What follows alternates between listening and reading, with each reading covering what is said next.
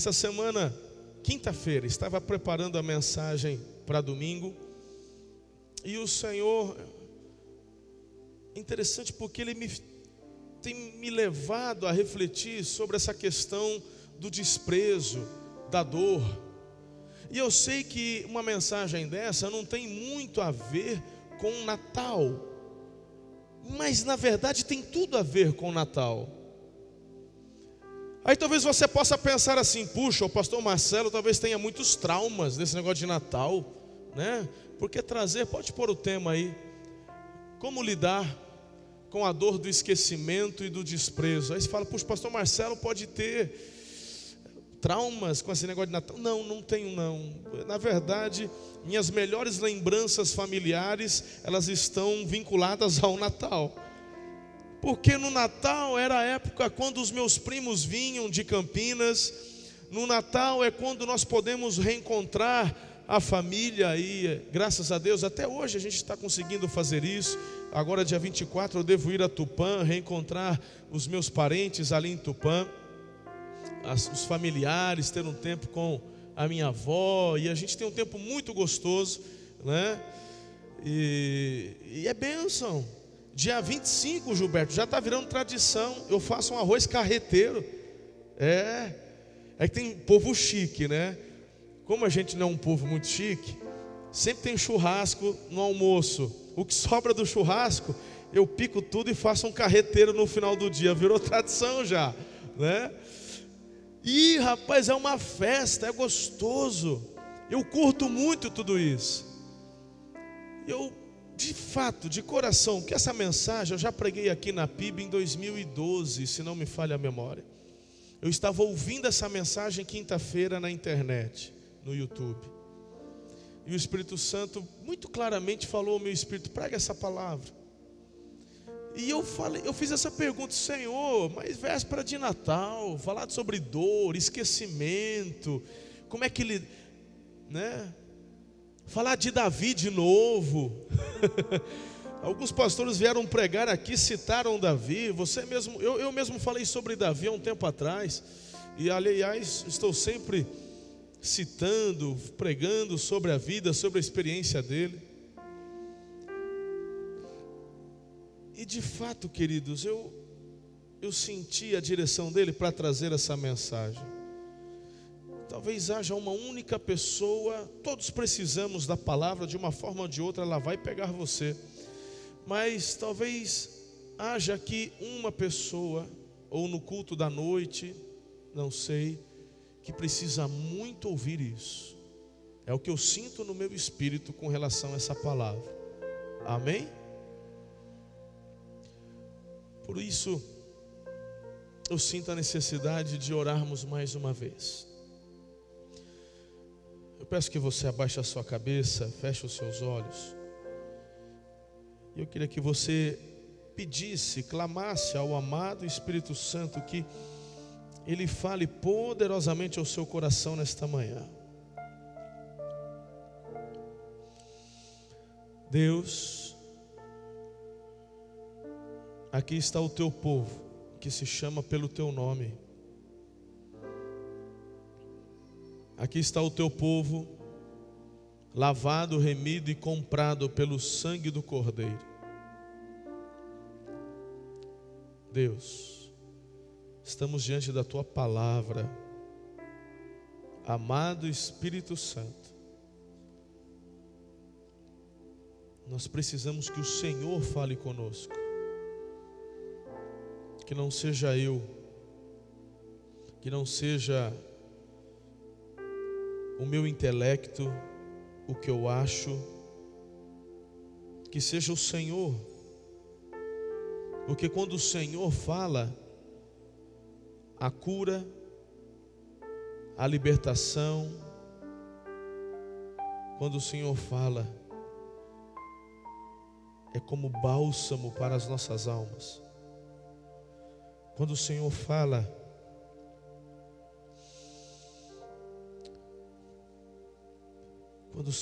nós saímos daqui, Senhor, tocados, transformados, encorajados, fortalecidos. Joga óleo nas feridas nesta manhã, Senhor. Cura as feridas. Restaura a alegria e o vigor. É a minha oração em nome de Jesus. Amém. O texto é de 1 Samuel, capítulo 16, versículo 1. 1 Samuel 16, versículo 1, que diz assim, preste atenção. Até quando você irá se entristecer por causa de Saul? É Deus falando com o profeta Samuel. Eu rejeitei como rei de Israel. Encha um chifre de óleo, vá a Belém, e eu o enviarei a Jessé. Escolhi um de seus filhos para tornar-se rei. Primeiro, queridos, eu fico impressionado como que Deus gosta de trabalhar. Muitas vezes eu não entendo, porque Deus falou tão claramente com Samuel. Por que já não disse a Samuel o nome? É Davi. Ele disse, vá a Belém, procure Jessé, um dos filhos dele. Deixa eu te falar alguma coisa importante, algo importante com relação a isso. Porque às vezes, como eu mesmo caía nesse erro, falar, isso não é de Deus. Quando é de Deus, Ele já faz por completo, fala por completo. Eu mesmo falava assim, não, essa cura não foi Deus quem fez, porque Deus quando cura, Ele cura por completo. De fato. Mas muitas vezes Deus só coloca em pé. E aí continuamos uma jornada ainda pela frente. Deus, Ele faz curas sobrenaturais por completo. Deus, Ele pode restaurar pela metade, mas se é plano dele, foi por completo. Deus, Ele fala conosco. Ele pode não dar o direcionamento completo, mas Ele te dá a luz até onde você precisa caminhar dentro do propósito dele, está sendo completo. Está entendendo ou está confuso? Deu para entender? Deu para entender? Sim. Deus fala dessa forma conosco, é gostoso, porque nos ensina a sermos mais dependentes dele. Imagine você, o profeta Samuel, indo a Belém, nesse momento. Você acha que foi fácil para ele? Como é que você unge um rei, sendo que já existe rei? Isso é perigoso, filho. Se o outro rei ficar sabendo que você está ungindo o outro, que negócio é isso? É traição. Aqui para você, cabeças rolam. Mas Samuel tinha convicção do direcionamento, e ele vai então a Belém, ele caminha até Belém, para poder ungir o novo rei. Já que nós estamos dentro desse parênteses, aprenda, porque, amados, pensamos que quando Deus fala, pensamos que quando Deus determina, as coisas acontecem da noite para o dia. E muitas vezes essa falta de compreensão de como Deus age é a causadora da dor, muitas vezes, nos nossos corações. Porque de fato Davi foi ungido rei. Nós vamos entrar na história daqui a pouco. Ele foi ungido rei nesse dia, mas até a coroa ser colocada na cabeça dele, meu irmão, passou muito tempo. Ele chorou muito, ele lutou muito, ele guerreou muito. De fato, Deus tem trazido palavra a você, palavras proféticas, palavras de encorajamento, palavras onde Ele diz, eu farei, eu vou te usar. Eu tenho recebido, filhos. Incrível, no meio de uma das maiores tempestades da minha vida ministerial, chegou a mim uma palavra da parte de Deus. Eu te trouxe para cá, eu queria ir embora, eu estava querendo desistir. E veio um pastor dos Estados Unidos dizendo: eu te trouxe para cá, eu te escolhi, farei uma obra grandiosa por amor ao meu nome.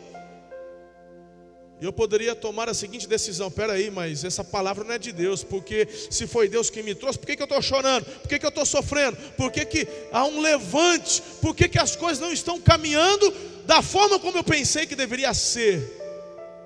Mas quem disse que Deus age do jeito que você quer? Se Deus agisse da forma que eu e você queremos, Ele não seria Deus, porque o próprio nome Deus denota soberania, sim ou não?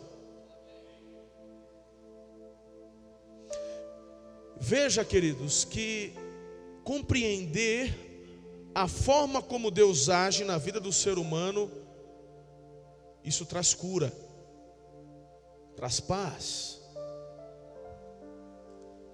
Então Samuel, ele caminha até Belém. E nessa jornada até Belém, eu fico imaginando a reação das pessoas naquele lugar. As pessoas começam a comentar: mas aquele lá não é o profeta Samuel? Quem que é aquele? Não, é Samuel sim, imagina, profetas não vêm a Belém. Queridos, hoje Belém é conhecida porque ali nasceu o Messias, o Salvador. E queridos, todos quando celebramos o Natal, de uma forma ou de outra, as canções falam, as pregações nos arremetem a Belém, mas não naquela época. Naquela época Belém era uma cidade esquecida, uma cidadezinha pequena.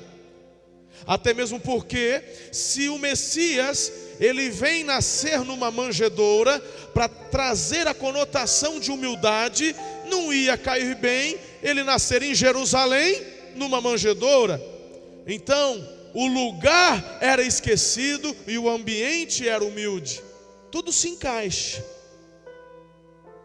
Profetas não vão a Belém, porque aqui, esse texto, este momento, aconteceu 1000 anos antes do nascimento de Jesus. Profetas não visitam Belém. E de repente os habitantes, os anciãos, enxergando aquele velhinho de barba prateada, só para fazer bonitinho, que era branco, né? Provavelmente, tipo o cabelo do pastor Gilberto. E lá vem um homem de Deus, o profeta de Deus, com um novilho, chegando a Belém. O que vai acontecer? Meu Deus, pode ser cajadada, é palavra dura, é Deus trazendo condenação. O que foi que vocês fizeram? Vai, antes de ele chegar, confessa os pecados aí. O que vocês aprontaram? Tem Deus estranho? Alguém levantou algum? Não, está tudo bem aqui, está tudo. E de repente o Samuel chega e diz assim: eu vim sacrificar com vocês. Cadê Jessé? Está ali, chamam Jessé. Então Jessé chega, junto com os demais anciãos, e Samuel diz: eu vim sacrificar com vocês, porque Deus me mandou ungir, escolher o novo rei de Israel. Uau!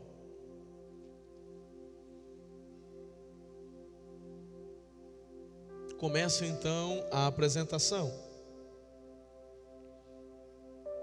Começa então o momento onde todos estavam aguardando. Quem será o novo rei? Essa é a pergunta. Quem será esse novo rei? O óbvio, o mais velho. E queridos, começa a apresentação. Entra Eliabe, o filho mais velho de Jessé. Posso imaginar o profeta Samuel assentado, uma prancheta na mão, caneta, né? Óculos na ponta do nariz, assim, olhando. Pois não? Parecia escolha lógica. Eu fico imaginando Eliabe igual o Kaká, alto, formoso, habilidoso, educado. Eu fico imaginando Eliabe usando um penteado moderno, roupas modernas. O genro que toda sogra sonha para sua filha. Esse é o cara, pensa Samuel. Deus se manifesta e diz: errado. Senhor, esse é o cara. Samuel, não é esse. Ele é o primogênito. Tá bom. Ele pega lá, molha a caneta na ponta da língua e ele abre e está fora. Entra o segundo. Entra Abinadab, o irmão concorrente. Se você estivesse presente ali naquele momento, acharia que ele era um modelo de revista. Terno italiano, sapatos couro de crocodilo, cabelos negros alisados para trás, usando brilhantina. Meu Deus, Abinadab é o rei, só pode ser.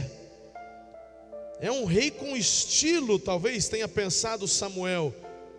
É o que Israel está precisando, um rei estiloso. Saul está envergonhando a nação. A hora que ele ia colocar o sinalzinho de ok, Deus fala: não é esse. Mas Deus, veja, olha o tipo.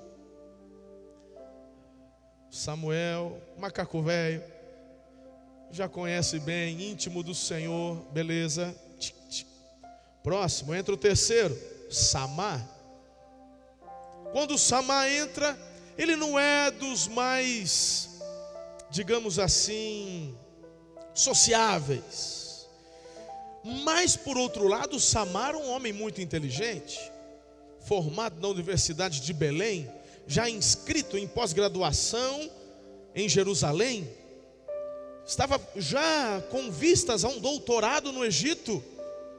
O que lhe faltava, né, de simpatia, sobrava em massa cinzenta. Esse era o Samá.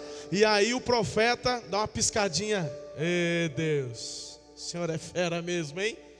Claro, está aqui esse. Precisamos de um homem inteligente, um homem capacitado, um homem que fala várias línguas. Samá, esse é o cara. Quando ele ia colocar o ok, Deus fala: não, também não é. Tem certeza, Deus? Tenho. Interessante que Deus não fala o nome. Você nunca parou para pensar por que já não fala? Ele vai esperando, queridos. Passa um por um. Os 7 filhos de Jessé presentes passam pela lista. Quando chega o 7º, eu fico imaginando o Samuel já colocando o ok antes de ver, porque só pode ser, só tem 7 aqui dentro. E no 7º Deus fala: não é. O profeta arruma o óculos no nariz e diz assim: ô Jessé, Deus está falando que não é nenhum destes 7. Você só tem estes 7. Agora começa a nossa mensagem. Jessé diz assim para Samuel: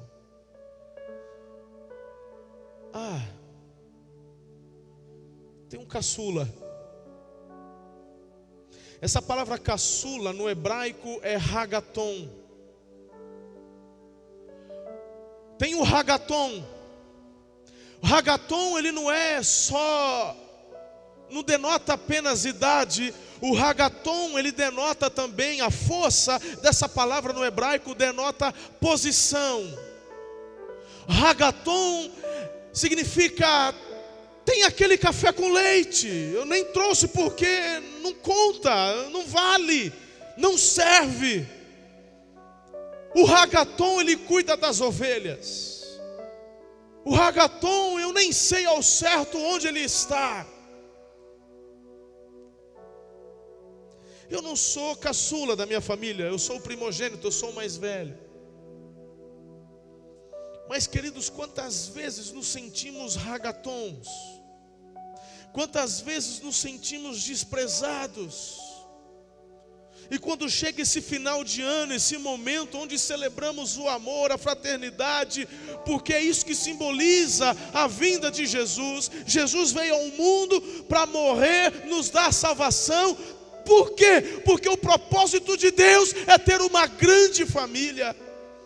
A razão pela qual Jesus nasceu, viveu e morreu era para pagar o preço dos meus e dos seus pecados, para que eu e você fôssemos religados à árvore que é o Senhor Deus.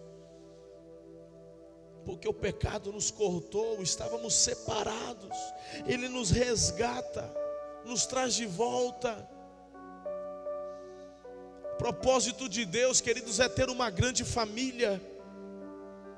Por isso que a Bíblia fala que Deus odeia o divórcio, Deus odeia quando uma família se desfaz, porque não é plano dele.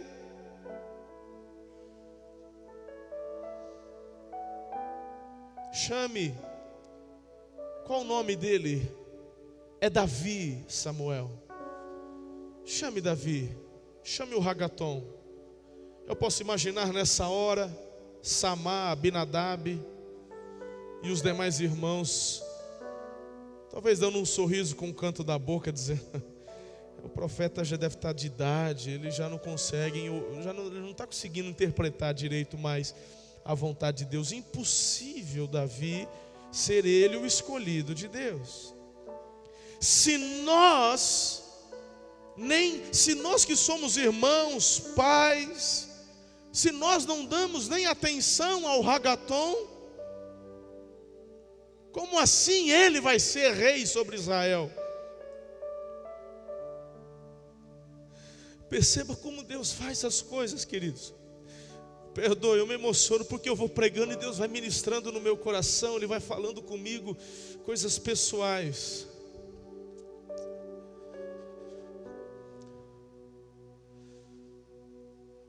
A menor cidade, a cidade esquecida, não era a cidade que um rei escolheria para montar o seu palácio. Não Belém. Não Belém. Uma família sem expressão. E dentro da família, o Ragaton. Quando Davi chega, ele não precisa apresentar suas habilidades com a funda, não. Ele não precisou apresentar a sua valentia, porque a Bíblia diz que ele defendeu suas ovelhas, enfrentando leão, enfrentando urso. Ele não chegou com pompas, ele não chegou até Samuel trazendo o seu currículo, não. Ele só foi chamado, ele chegou cheirando ovelha. Não deu tempo dele tomar banho, ele nem se preparou. E antes dele se manifestar, Deus diz: é esse que eu estou escolhendo. Esse será o rei sobre Israel. Talvez, queridos, o próprio Samuel, no seu interior, tenha ficado um pouco confuso com a escolha de Deus, mas o sábio e experiente profeta, que aprendeu a ouvir a voz do Senhor quando era ainda um adolescente, ele não teve dúvidas. O homem de Deus, a mulher de Deus, que tem intimidade com Deus, sabe quando Deus está falando. Deus eu posso não compreender e não entender, mas de uma coisa eu sei: é Ele mesmo, porque o Senhor está falando. E aí no versículo 7 vem uma das maiores lições que Samuel poderia aprender naquela experiência. Aí a gente aprende, queridos, que o Senhor, Ele não perde as oportunidades de nos ensinar e ministrar ao nosso coração. Quando temos o coração aberto, Ele fala. Ele não apenas usa o pregador para poder trazer a mensagem ao seu coração, mas enquanto o pregador fala, ele está sendo tratado, curado, ministrado, ensinado, exortado. E ele chega então para Samuel e diz assim: eu não sou como homem, Samuel. O homem vê o exterior, o homem vê as aparências, eu vejo o coração. E aí Samuel entende porque Deus lá quando disse: vá a Belém que te darei um nome. Ele entende o porquê Deus já não havia dado o nome lá atrás e esperou até aquele momento para falar que era Davi. Porque o propósito de Deus, sim, era ungir um novo rei, mas era também falar com Samuel, ensinar Samuel, instruir Samuel. E Samuel já era um senhor, já era um ancião. Isso me anima. Isso me anima porque Deus não desiste de nós. Ele vai continuar nos ensinando, nos moldando, até o nosso último suspiro aqui nessa terra. Eu tenho apenas 2 lições para você nesta manhã. 2. Só 2. Como lidar com a dor do esquecimento? Como lidar com a dor do desprezo? Queridos, a pergunta é: por que Deus escolheu Davi? Eu quero saber. Afinal de contas, eu quero aprender a lidar com essa dor que muitas vezes vem sobre nós.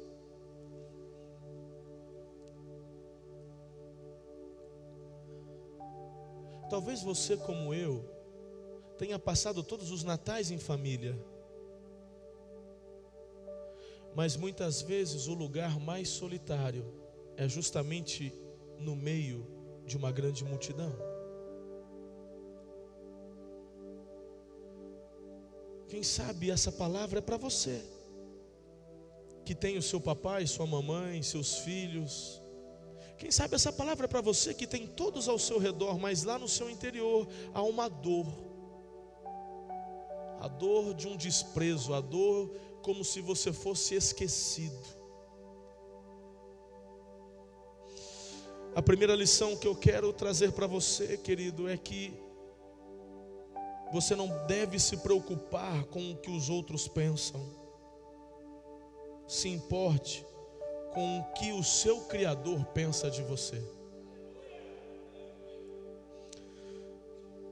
Nós estamos cansados do sistema superficial da sociedade, queridos.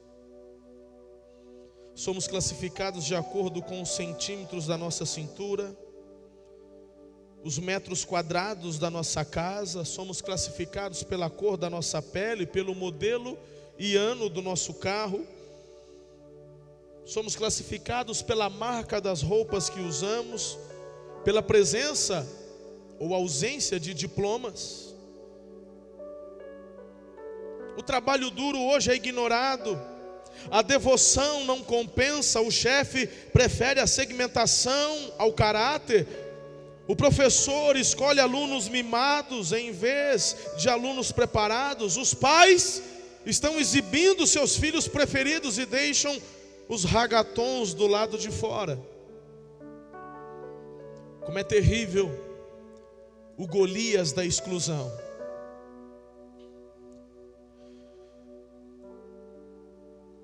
Você está cansado disso? Então ouça o que o Senhor diz a você. Eu não vejo o que os homens veem. Eu vejo o coração. Eu conheço o teu interior. Essas palavras são escritas para os ragatons da sociedade, aqueles que se sentem como peixes fora d'água. Deus usa eles. Moisés fugiu da justiça, mas Deus o usou. Jonas fugiu de Deus, mas Deus o usou. Raabe dirigiu um bordel, Deus a usou. Sansão correu para os braços da adúltera, da prostituta, Deus o usou. Jacó correu em círculos, Deus não desistiu dele. Sara perdeu as esperanças, Deus a presenteou. Ló andou com a multidão errada, mas Deus o usou. O nosso Deus é o Deus que olha o coração. E Davi, Deus viu um adolescente servindo ele, lá no meio do mato, em Belém, entre o tédio e o anonimato. Imagine você, querido, dormindo com as ovelhas, criando ovelhas, dia e noite, conduzindo as ovelhas de pasto em pasto, de fontes de água em fontes de água. Seus irmãos mais velhos se preparando para unir-se ao exército do rei Saul, para defender a nação de Israel. Momento de guerra, os filisteus se levantando de forma voraz, o patriotismo tomava conta do coração. Mas Davi, o ragaton, sequer podia sonhar com isso.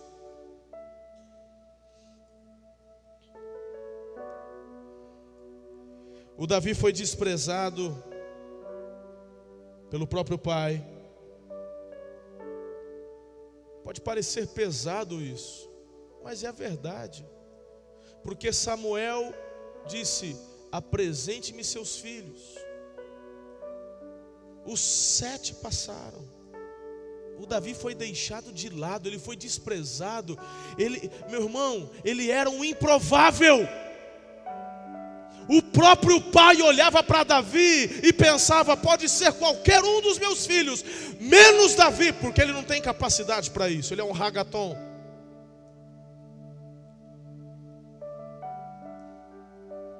Talvez, amados, essa voz ainda ecoa na tua mente e no teu coração. Teu pai, tua mãe, um professor que gritava dizendo: você não pode, você não é capaz, você não vai ser nada na vida, você é um fracassado, eu tenho vergonha de você, maldito o dia que você nasceu. Quem sabe você, ragaton, tem ouvido por tantas pessoas: eu te odeio, você não presta, você não vale para nada.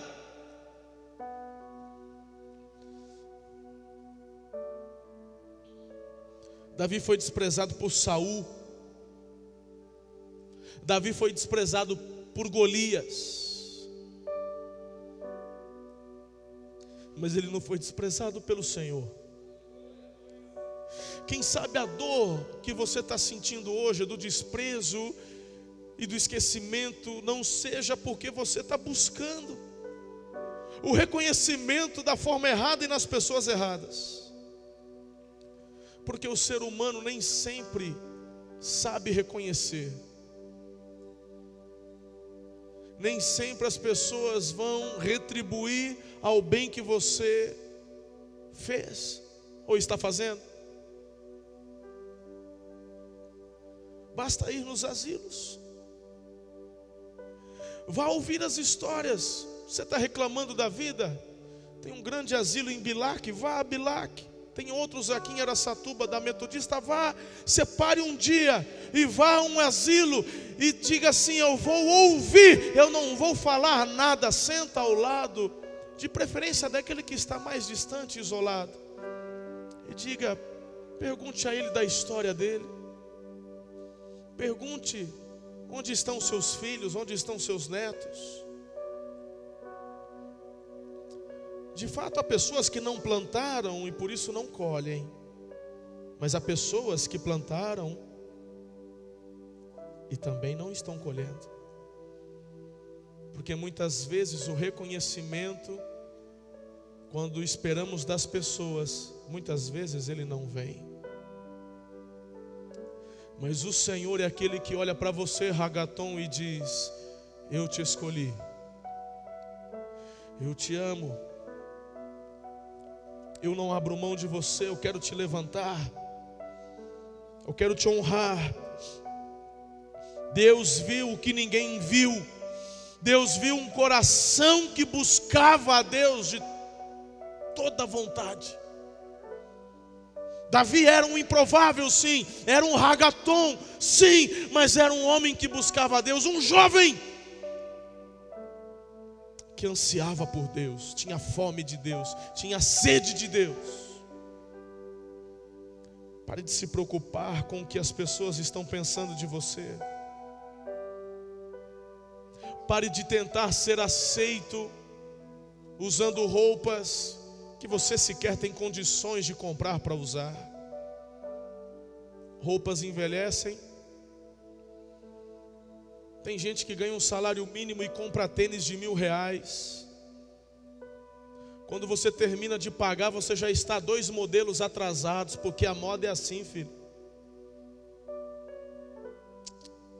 Isso não vai te trazer felicidade. O que traz felicidade, querido, é você ter um coração sincero, um coração que busca a Deus de toda a força e entendimento, e sentir o dedo de Deus chegar sobre a tua cabeça e falar: ragaton, eu te vejo, eu te amo, eu te escolhi. Aí você vai dizer: eu não sei, eu não posso, eu não consigo. E você vai ouvir a voz do Senhor: sim, eu sei de tudo isso, mas você me ama acima de todas as coisas. Para fazer o que eu quero, eu só preciso disso: um coração que seja totalmente meu. Deus não está à procura de habilidades. Deus não está à procura de pastores, pastoras, missionários, homens e mulheres de Deus formados em Harvard. Deus está à procura de ragatons, cujo coração seja totalmente dele, e ele vai te levantar. A segunda lição que eu aprendo e que eu quero compartilhar com você foi que Davi se recusou a ser derrotado pelo desencorajamento. Só essas 2 lições. Primeira, não se importe com o que os outros estão pensando, se importe com o que Deus pensa de você. Segundo, se recuse.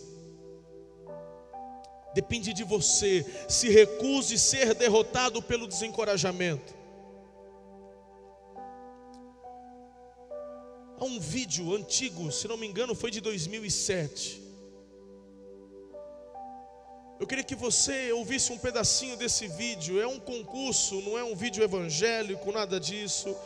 É um vídeo daqueles concursos de talento, onde pessoas improváveis tentam a sorte para ganhar um prêmio, demonstrando a sua habilidade, seja cantando, dançando. E um ragaton qualquer da vida aí, meu irmão, se eu não me engano foi na Inglaterra. Se não foi, me corrijam depois, ou nem me corrija, só me perdoe. Mas me parece que foi na Inglaterra. Foi. E olha só, querido, coloca aí, por favor. But for the next contestant, the world of showbiz seems a million miles away. It's Paul, a mobile phone salesman from South Wales. By day, I sell mobile phones.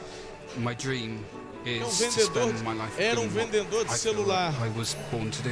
E ele vai até esse show de talento. Perceba o olhar dos What are you jurados. here for today, Paul? To sing opera. Ele quer I've cantar always wanted to ópera. sing as a O career. que você quer cantar? Ópera. Confidence Olha a cara is- dos has always been jurados. sort of like a difficult Tipo, thing for me. I've você always vai found querer it a little cantar bit ópera, difficult to be então? completely confident in myself. Okay, Olha lá. ready when you are. Olha o que vai virar isso aí.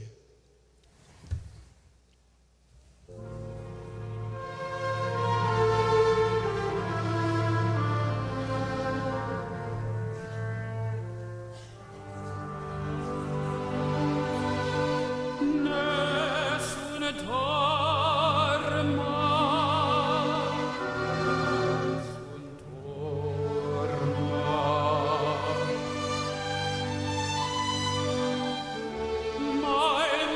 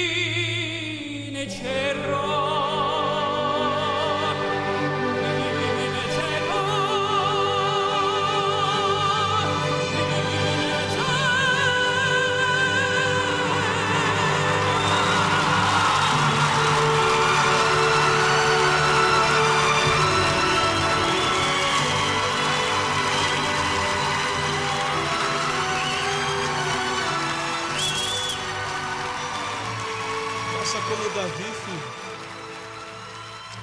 Decida não ser vencido pelo desencorajamento. Como diz a letra dessa música, amanhã eu vencerei. Por que eu vencerei? Porque eu sou habilidoso? Porque eu tenho condições para isso? Não! Porque eu sou um ragaton apaixonado por Deus, temente a Deus, dependente de Deus. Porque eu sei que em Cristo Jesus eu sou mais que vencedor. Porque eu sei que o meu Deus não me desampara. Porque eu sei que mesmo se leões e ursos, Golias, se levantarem contra mim, eu sei que amanhã eu vencerei. Não deem lugar à dor do desprezo, porque Deus não te despreza. Não importa o que as pessoas pensem, falem, não importa a sua aparência, Deus não te despreza. Você é um vencedor, porque a Bíblia diz que em Cristo você é mais que vencedor. Então por que, filho, voltar para casa hoje entristecido? Por que voltar para casa hoje ainda com a dor do sofrimento, do desprezo? Você foi abandonado por quem? Pela esposa, pelo marido, por um filho. Quem sabe você foi abandonado pela sua mãe quando ainda criança. Não importa, filho, Deus estava te vendo. Você é um ragaton. Deus estava te vendo. Lá na Belém esquecida. Não a Belém de hoje famosa por conta do nascimento de Jesus. A Belém esquecida, desprezada. O Davi ragaton, café com leite, desprezado por todos. Aprenda algo. O GPS de Deus nunca dá defeito. Às vezes estamos viajando e o nosso GPS não funciona. O satélite não é localizado, mas o satélite de Deus, ele está 100% conectado 24 horas por dia. O satélite de Deus está procurando aqueles que o amam, que o adoram em espírito e em verdade. Todos podem te desprezar, mas Deus ama promover os improváveis. Eu sou um improvável. Eu sou um ragaton de Deus. Decida hoje não sofrer por causa do desprezo, porque o soberano do universo não te desprezou e não te desprezará jamais.